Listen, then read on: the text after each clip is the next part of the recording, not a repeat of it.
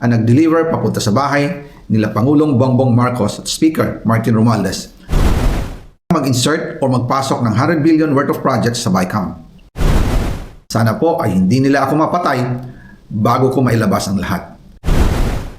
Ginawa ko lang ang utos sa akin, pero ngayon, handa na akong harapin ang lahat. Ginagamit ng administrasyon ang buong resources ng bansa para tumahimik ako. That he will shoot me if I will talk. Gagamitin ako bilang panakipbutas sa kanilang kampanya laban sa korupsyon.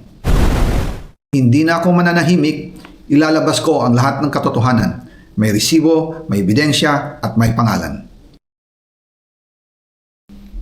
Para sa bawat Pilipino, alam ko na buo ang galit ninyo sa akin ngayon. Nauunawaan ko rin kung bakit, lalo na at malaki ang halagang nakataya. Pero bago kayo humusga, hayaan ninyong ipaliwanag ko ang buong katotohanan. Matagal akong hindi nagsalita dahil may direktang utos sa akin. Huwag nang bumalik ng Pilipinas at manahimik na lamang. Umalis ako noong July 19, 2025 para sa aking medical check-up. Nakaplanong bumalik pagkatapos ng SONA ni Pangulo. Pero habang papauwi na ako, tinawagan ako ni dating Speaker Martin Romualdez at sinabihan, "Stay out of the country. You will be well taken care of as instructed by the President." Noon naniniwala pa ako sa kanila, kaya't hindi ako bumalik. Tumikom ang aking bibig, sumunod ako, pero ang hindi ko alam, ang ibig pala nilang sabihin sa aalagaan ka namin ay gagamitin ako bilang panakipbutas sa kanilang kampanya laban sa korupsyon. Ginawa nila akong poster boy ng kanilang sariling kasinungalingan. Ngayon, hindi na ako mananahimik, ilalabas ko ang lahat ng katotohanan. May resibo, may ebidensya, at may pangalan. Nagsimula ito nung tumawag si Sekmina Pangandaman sa akin nung nag-umpisa ang BICAM process last year, 2024. Ang sabi niya, katatapos lang ng meeting nila ni Pangulo at may instructions na mag-insert o magpasok ng 100 billion worth of projects sa BICAM. At sinabi pa ni Sekmina, you can confirm with Yusek Adrian Bersamin dahil magkasama sila sa meeting ni Pangulong BBM noong araw na yon.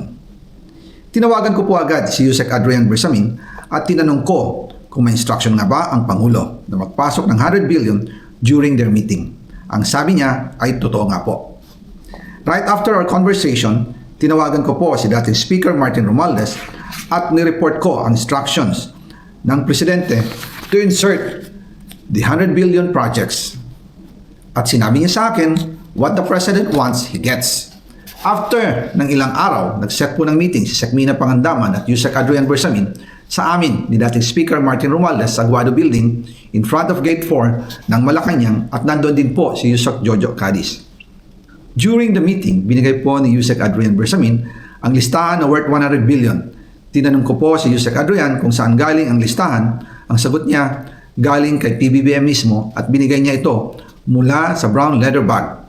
Nung sinabi po ni Yusek Adrian Bersamin yung brown leather bag, naalala ko noong nasa Singapore kami right after the elections of May 2022 sa Hilton Hotel, kami ni dating Speaker Martin and PBBM habang pauwi at pabalik ng Pilipinas, hinabol ng PSG ang brown leather bag at ang sabi ni PBBM, maiwan na lahat, wag lang ang brown leather bag.